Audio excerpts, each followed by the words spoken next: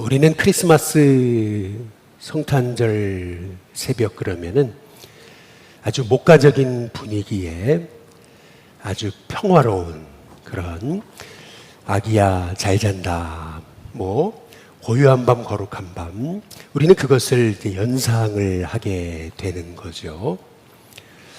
그러나 톰 라이트는 이제 이런 얘기를 합니다.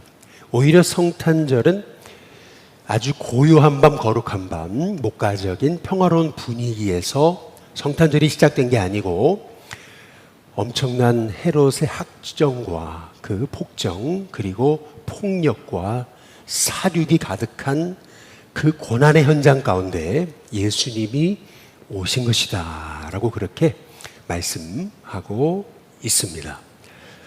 혹시 여러분 그 코벤트리 캐럴이라고 혹시 아시는지 모르겠습니다. 혹시 나중에 한번 들어보실 기회가 있으면 들어보시면 좋을 것 같고요. 이 코벤트리 이 캐럴이라고 하는 것은 아마 세계에서 가장 슬픈 캐럴 중에 하나가 아닐까라고 평가하는 크리스마스 캐럴입니다. 그 이유 중에 하나는 뭐냐 하면은 헤롯 왕의 그 군사에 의해서 아이가 죽임을 당하잖아요. 그때 그 죽임당한 아이를 어머니가 품에 안고 잘 자란 내 아기라고 시작하는 이 헤롯의 유학사를 고발하는 이 크리스마스 캐럴이 이제 코벤트리 이제 캐럴이기 때문인 거죠. 오늘 사실은 말씀이 배경이 되는 게 헤롯의 유아학살인 것입니다. 우리는 어제 살펴보았듯이 진리를 알게 됐을 때 그것을 자기의 모든 생을 바쳐서 경배하고 받아들이는, 그래서 자기의 전부를 드리는 이 동방박사 같은 사람들이 있는 반면에 또한 자기의 권력 그리고 기득권을 지키기 위해서 사륙에 나서는 이 헤롯 같은 인물이 있다라고 하는 것을 우리가 함께 살펴보았습니다. 어찌 보면은 이게 인간의 현실이고 이제 인간의 비극의 역사가 아닌가라고 하는 것이죠. 톰 라이트는 이런 얘기를 했습니다. 예수님은 태어났을 때부터 목에 현상금이 걸려있던 분이셨다고, 그러면서 예수님은 애굽으로 집 없는 난민 신세의 삶으로 어렸을 적 삶을 시작하셨다. 이제 이렇게 말씀하고 있는 것이죠. 예수님이 오셨던 바로 그 시절, 평화롭고 목가적인 그러한 분위기가 아니고 인간들이 살고 있는 그 고통의 현장 가운데, 그 비극의 현장 가운데, 그 사륙의 현장 가운데 예수님은 그 고통을 짊어지시기 위해서 우리 가운데 사람으로 오셨다라고 하는 것을 보여준다라고 하는 것이죠. 그런데 우리가 오늘 말씀을 통해서 깨닫게 되는 것은 뭐냐 하면은 그 비극의 현장에서도 하나님은 일하고 계셨다라고 하는 사실인 것입니다. 우리가 어제 살펴보았던 이 동방박사를 통해서 경배받으신 예수님의 이 모습이 복음의 의외성이었던 거죠. 실은 세상이 너무 어두워 보여요. 하나님의 뜻은 이루어지지 않는 것 같아요. 헤롯이 베들레헴 경내의 아이들을 두 살 이하의 아이들 다 죽이라고 그렇게 명령하지 않았습니까? 물론 역사적인 고증에 의하면은 이게 대학살은 아니고 약 30여 명의 아이들이 죽었을 거다, 이제 이렇게 얘기를 하는 것입니다. 이제 그 이유는 베들레헴이라는 곳은 지금의 그러한 대도시를 연상하면 안 되고 굉장히 조그만한 시골 소도시였다라고 하는 것을 이제 고고학으로 발견이 됐던 것이죠. 그래서 우리가 이것을 이렇게 이제 좀 봐야 되는 거죠. 헤롯이 저질렀던 그 만행들이 정말 있었겠느냐? 정말 헤롯이 베들레헴 경내에 그 아이들 이 2세 이하의 사내 아이들을 다 죽였겠느냐? 그런 기록이 없지 않느냐? 이제 이렇게 혹시 질문을 한다 하더라도 어찌 보면은요, 당시로서는 약 30여 명의 아이를 죽이는 게 이제 별게 아닌 것처럼 보였어도 이 헤롯이 그동안 보여주었던 그 만행들, 이 만행들을 보게 될 때 이 성경의 이 말씀이 엄청난 진리를 말씀하고 있다라고 하는 것을 우리가 이제 보게 이제 되는 것이죠. 헤롯은 조금 의심스럽다고 해서 자기 아내를 마리암네를 죽이죠. 또 뿐만 아니라 자기 아들 세 아들도 죽여버립니다. 그게 바로 이제 헤롯이었던 거죠. 어느 정도였냐 하면은 이 헤롯의 폭정이라고 하는 것이 죽기 전에 유언을 남겼는데 자기가 죽을 때 한 사람도 안 울어줄 것 같으니까 여리고의 지도자들을 다 학살하라라는 명령을 내렸던 사람이 바로 헤롯입니다. 그래야 누군가는 내 죽음 앞에서 울음소리가 들리지 않겠냐 했던 인물이 이제 헤롯이었던 거죠. 어찌 보면은 가장 세상이 어두울 때 오히려 하나님의 역사는 그 현장에서도 계속되고 계심을 우리가 믿는 믿음이 있어야 될 줄로 믿습니다. 오히려 가장 어두울수록 하나님은 일하고 계신다. 우리 눈에는 하나님이 일하시지 않는 것 같아도 꼭 가장 절망적인 상황인 것 같아도 바로 그 절망적인 상황이 하나님이 일하시고 계시는 뜻밖의 자리다. 이게 복음의 의외성이었던 거죠. 이스라엘 백성이 430년간 애굽에 종살이를 할 때 그때 그들은 전혀 모세라는 인물이 태어났다는 것 자체도 기억을 못했잖아요. 그러나 하나님은 이스라엘이 가장 어려울 때 하나님은 하나님의 일을 하고 계셨다라고 하는 것을 우리가 생각하게 될 때 지금 우리의 삶에 이 눈에 아무 증거 아니 보이고 이 귀에 아무 소리 아니 들려도 하나님은 역사하고 계신다.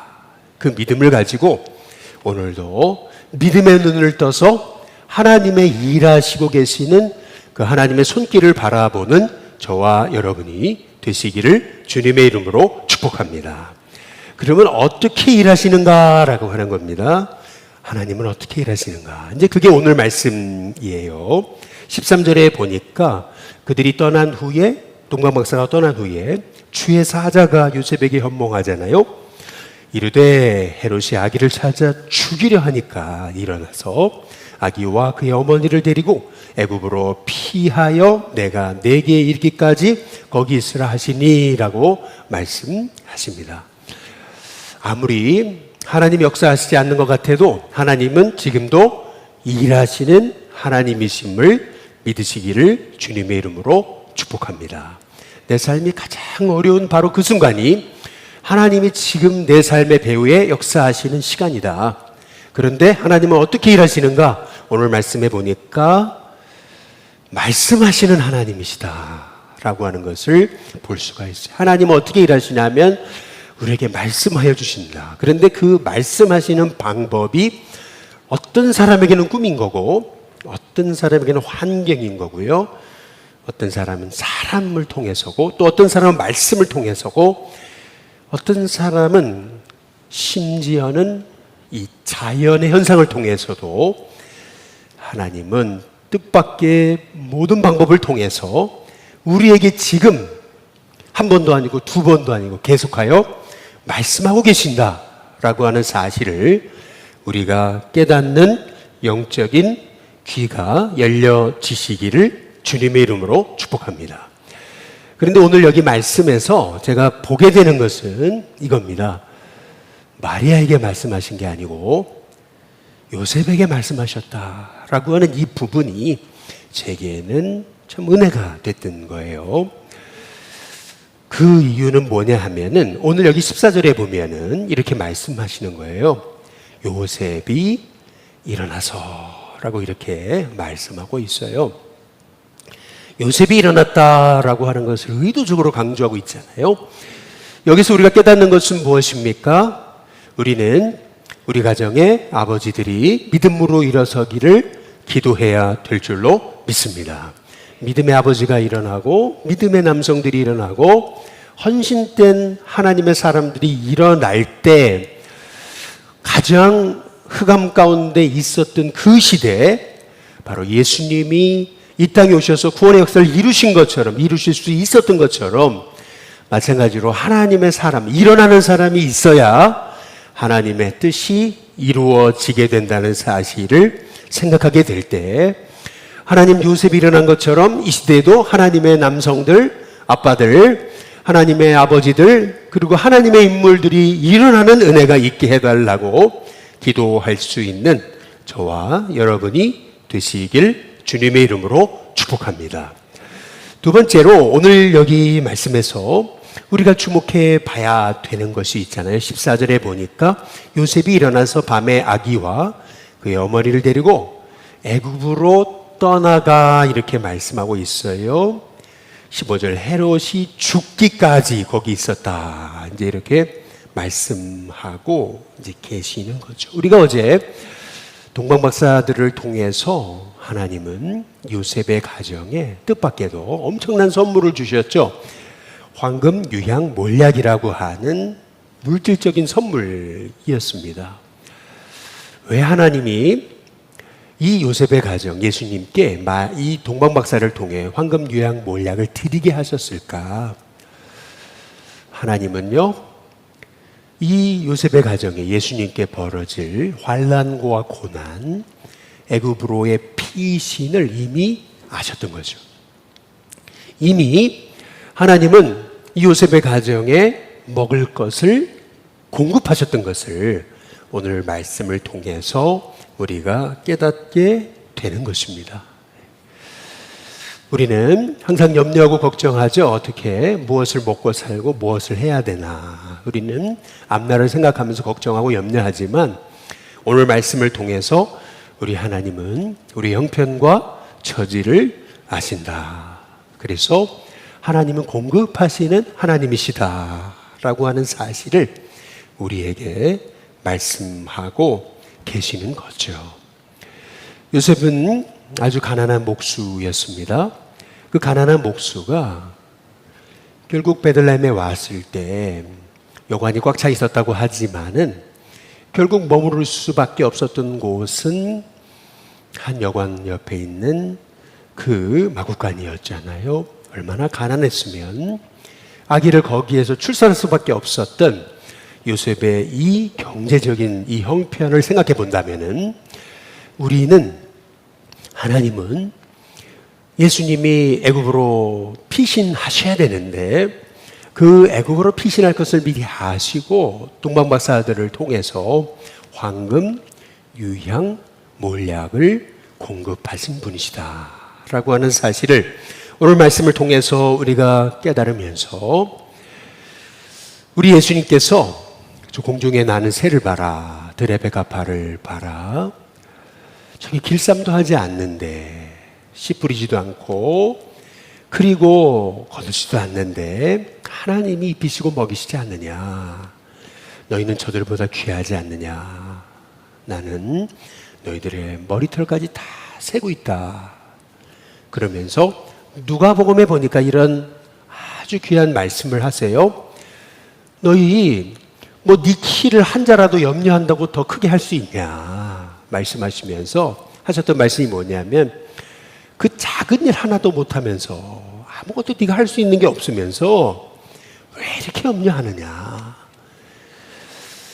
우리가 오늘 이 말씀을 통해서 하나님이 우리 형편과 처지를 아시지, 우리의 눈물을 아시지, 우리의 고통의 현장 가운데 찾아오셨던 예수님, 고요하고 평안한 그 목가적인 분위기, 아무 문제없는 곳에 오신 게 아니고 당장이라도 학살당할 수 있는 그러한 피비린내 나는 고통 가운데 찾아오셨던 그 예수님을 우리가 기억하게 된다면은 오늘 말씀을 통해서 우리의 하나님은 우리에게 먹을 것을 공급하시고 형편과 처지를 아시는 하나님이심을, 하나님은 지금도 우리가 필요한 것을 때마다 일마다 먹이시고 채우시는 하나님이심을 오늘도 믿음으로 오늘도 승리하시는 저와 여러분이 되시길 주님의 이름으로 축복합니다.